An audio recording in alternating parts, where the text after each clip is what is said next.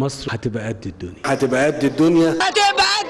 قد الدنيا. قد الدنيا. قد الدنيا. طبعا مصر هتبقى قد الدنيا طول ما عندنا زعيمنا العظيم الرجل الخارق بتاعنا، طول ما عندنا سوبرمان العالم، سوبرمان، باتمان، السيسي سبايدر مان، السيسي امير البحار. رجل خارق يا جماعه. من ساعه ما جه كل مشاكلنا اتحلت، مشكله البطاله واتحلت، مشكله التعليم واتحلت، ده حتى اللبن، مشكله اللبن حلها لنا في ثانيه. الراجل ده لازم يتهتف له هتاف من القلب كده، هتاف يهز. يا ابو دس وكاف احنا معاك ضد الارهاب. قول يا حاج قول ولعلع، هو يستاهل اكتر من كده. 3 سنين معيشنا من غير اي ازمات. انا مش عارف انتوا عايزين ايه تاني يعني. صحه زي الفل والفيلا ب3 جناين والزمالك في نهائي افريقيا. الدولار يتجه الى 8 جنيهات. الدولار الامريكي وصل ل8 جنيهات. قفز سعر الدولار ل9 جنيهات. الدولار يقفز الى 10 جنيهات. الدولار نار نار نار ولعه. 11 ونص، 11.70، 12.60، 12.70، 11 جنيه ونص. الدولار عدى النهارده حاجز ل 12 جنيه. الدولار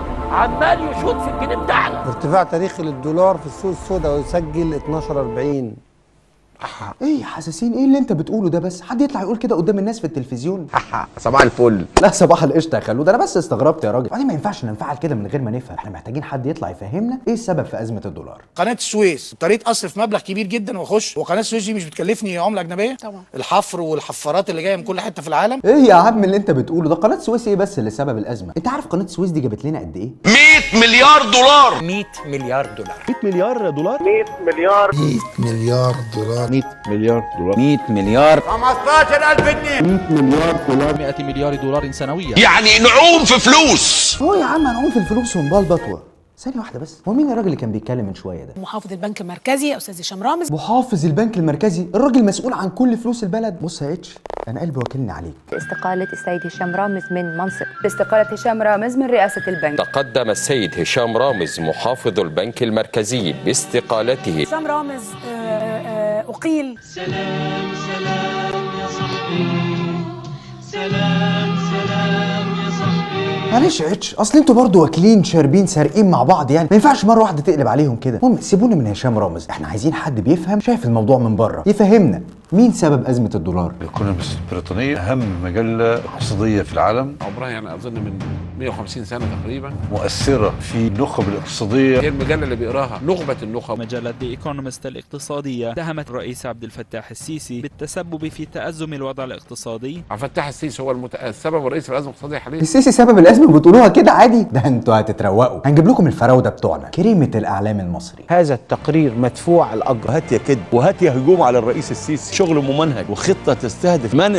الرئيس السيسي من الترشح لرئاسه الجمهوريه مره ثانيه. من الاخر كده اللي بيخطط الانجليز، اللي بيعمل كل مؤامرات الانجليز، دفع رشوه عشان يتكتب المقال بالصيغه دي. ناسنا اللي بيموتوا وشهدائنا اللي بيقعوا ومؤسساتنا اللي بتتحرق، ما سمعناش صوت بني ادم فيكم. فين اصواتكم ضد اردوغان؟ فين اصواتكم قدام 60,000 معتقل؟ لا تاخدي ولا تاخدي، ده العشق لو القلب.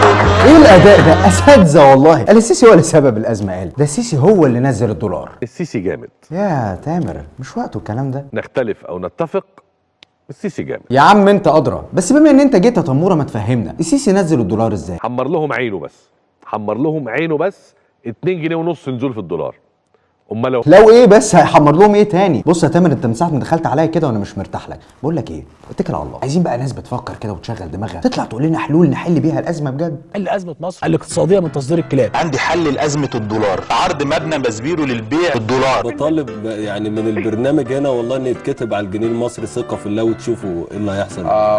والله العظيم حاجه كويسه. اللبس ده مش مهيصه يعني ولا فرناط. نعمل للحكومه عمل وندفنه تحت مجمع التحرير. لازم الدولار يبقى زي الهيروين اللي يتمسك معاه دولار ياخد 25 سنه. ايه اللي انتوا بتقولوه ده؟ هي الناس دي بتفكر منين؟ بالأمبولة. والله يا جدع، بس ثانيه واحده بقى نتكلم جد شويه. احنا فعلا في ازمه حقيقيه، ولو سيبنا الجنيه بالشكل ده ينهار قدام مش هيبقى له اي قيمه. لازم حل بجد نقوم بيه الجنيه.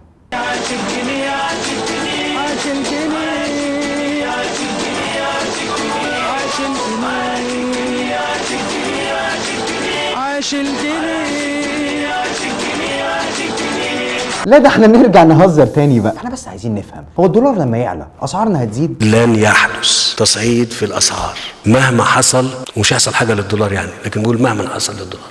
طب خلاص امال عارفين الراجل ليه بقى؟ ما يولع الدولار يطلع ولا ينزل، ولا يهمنا في حاجه طالما اسعارنا مظبوطه. ارتفاع كبير في اسعار السلع. كيلو سكر ب7 جنيه ونص. كيلو السكر غالي عندنا ب7 ونص. السكر وصل النهارده ل9 جنيه، بقى زي الدولار. العدس الاصفر اللي احنا بنجيبه ب20 جنيه دلوقتي. الفول البلدي عامل 18 جنيه. الانبوبه ب70 جنيه. رحت شكاره الدقيق ب140 جنيه و150 جنيه. كيلو الرز ب8 جنيه. ازازه الزيت بقت ب12 جنيه. الرز ب9 جنيه ووصل 10 جنيه، الفراخ ب27 جنيه الكيلو، والسمك ب15، واللحمه ب90 جنيه. الدنيا غلت، مش عارفين نعيش خالص والله. القوطه مجنونه، دي بقت اغلى من بوكيه الورد دلوقتي. يا نهار اسود، الاسعار مولعه، الناس عايشه ازاي؟ طيب لازم الرئيس يحس بمعاناه الناس، حد من الاعلاميين كده ينزل الغلابه ويعرض لنا المهم. ايه اكتر حاجه الايام اللي فاتت لفت نظرك وقلت مش هشتريها؟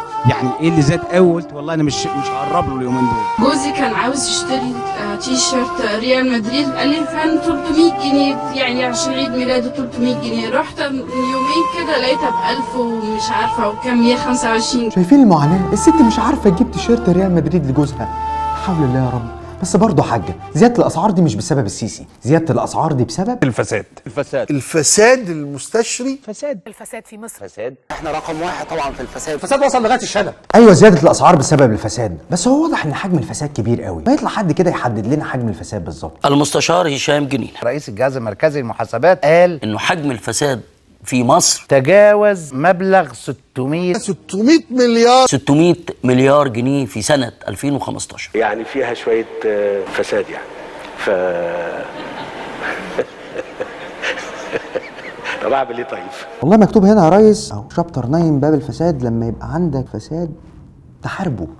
كده احنا عرفنا هنعمل. عندك هشام جنينة هيشاور لك على الفاسدين وانت تحبسهم على طول. حبس المستشار هشام جنينة رئيس الجهاز المركزي للمحاسبات سنة، وكفالة 10000 جنيه، وتغريم غرامة مالية قدرها 20000 جنيه. سلام سلام يا صاحبي، سلام سلام يا صاحبي. خش جنب اخوك يا هشام. وبعدين مش مشكله الفساد والاسعار والحاجات دي كلها شكليات يا جماعه، هنعيش زي الفل والدنيا هتبقى حلوه. نقلق بس لو فرضوا علينا ضرائب. فرض ضريبه القيمه المضافه. فرض ضرائب على المصريين في الخارج. كل ورقه في المحكمه هتدفع عليها 10 جنيه. فرض ضريبه جديده قيمتها 5 جنيه على كل عقد زواج وطلاق. جنيه على كل واحد بيضحك في الشارع. 2 جنيه على واحد كح وهو ماشي. الضرايب مصلحتك اولا.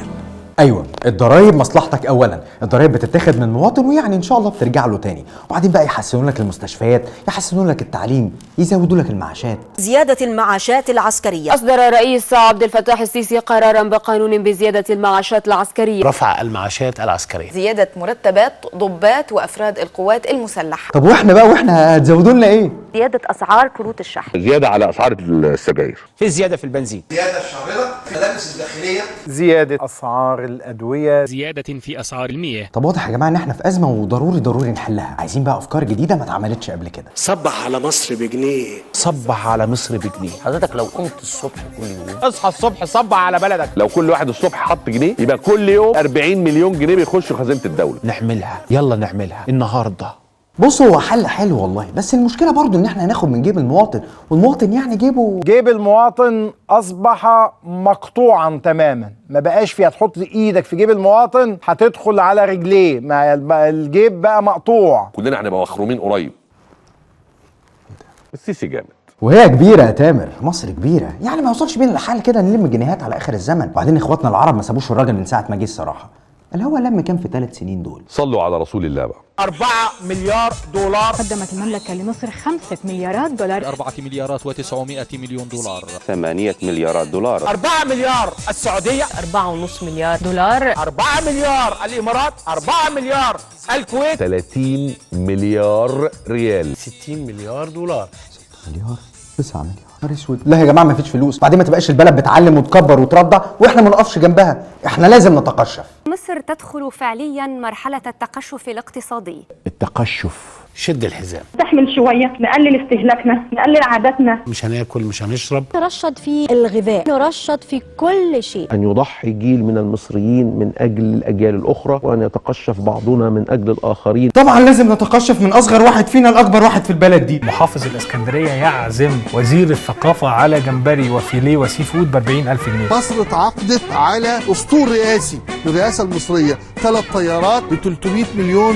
دولار. إجمالي فاتورة ال 31 شهر اللي السيد وزير التموين قعد وأقام فيهم في فندق سميراميس بدون الأكل وبدون الشرب 7,409,070 جنيه. ايه ده يعني احنا هنتقشف لوحدنا؟ طب ما فيش حل تاني غير التقشف عشان المنظر اللي احنا فيه ده بس. صندوق الدقن الدولي هو الحل الوحيد. صندوق النقد الدولي ده العالم سعادتك، ده هذا والعالم يأتيك بين يديه، هو الملاذ الأخير. ايوه يا جماعه، صندوق النقد الدولي ده هو الحل، هو المنقذ للبلد دي. ثانيه واحده بس، هو انتوا كنتوا بتقولوا عليه ايه قبل كده؟ تاني الصندوق ده، تاني صندوق، طلع الصندوق على دماغ ابو الشعب. والحقيقه الاهم ان احنا نعرف هذه القروض اللي هي يعني تكبل الاجيال القادمه باعباء جديده. ده انتوا زي اللوز والله. طب طالما داخلين على قرض بقى وتقشف وبتاع، يبقى لازم نهون على المواطن، نطبطب عليه يعني. اللي مش عاجبه مصر غور في 60 داهيه. مش عاجبكم حال بلدنا، امشي غوره في داهيه. شعب فاشل، انتوا ناس نكرات، أسوأ شعوب الأرض. ايه الاشكال دي؟ احنا فاضيين لكم، البلد مش فاضيه لكم. واللي مش عاجبه يخبط دماغه في الحيطه. ماشي يا ننوس عين مصر، السيسي اللي مش عاجبك دلوقتي كنت بتبوس رجليه عشان يبقى رئيسك، يا حيلتها. يا جماعه انتوا عايزين تتفشخوا وتتكلموا كمان، بس سبحان الله يا عزمي، نفس المواطن اللي بتقول عليه حلتها وننوس عين ماما ده كنتوا بتبوسوا جزمته علشان ينزل يلحقكم في الانتخابات. ارجوكوا يا جماعه، ارجوكوا انزلوا، اتوسل اليكم انزلوا. ابوس نعال جزمكم وابوس ايديكم وابوس دماغتكم تنزلوا. وحياة امك لا تروح، ورحمة ابوك الغالي لا انت رايح، بوس رجليكوا عشان تروحوا. ابوس ايديكم يا مصريين انزلوا. كل واحد فيكم بياخد ملايين علشان في الاخر يطلع يشتم الناس الغلابه، الناس الغلابه اللي صدقوكم في الاول لما خوفتوهم من الارهاب وقلت لهم كلمتين حلوين لزقتوا فيهم كلمه تحيا مصر. بس احنا مش زيكم، احنا اللي قلتوا علينا خونه وعملاء واجندات خارجيه، احنا اللي هنوصل صوت الغلابه اللي بجد. الواحد مش عارف يعيش صراحه من الغلا ده، كيلو لحمه وصل 100 جنيه، هعيش ازاي؟ انا ميت مش عايش. في ناس بتدور في الزباله القمامه عشان تاكل. يا ريت هم بس يبصوا على الناس الغلابه اللي زينا، اللي تعبانين، اللي شقيانين، اللي متمرمطين، يعملوا لنا حتى تامين، لو عيانين نتعالج مش لاقي حاجه. بنموت يعتبر بالبطيء. الواحد تعب والله. ما باكلش لحمه، ما باكلش فراخ، عيالي بطلوا ياكلوا الحاجات دي. وقطعوا في عين اللي جابوا واللي جاب ابوه عشان يموت او ينتهي.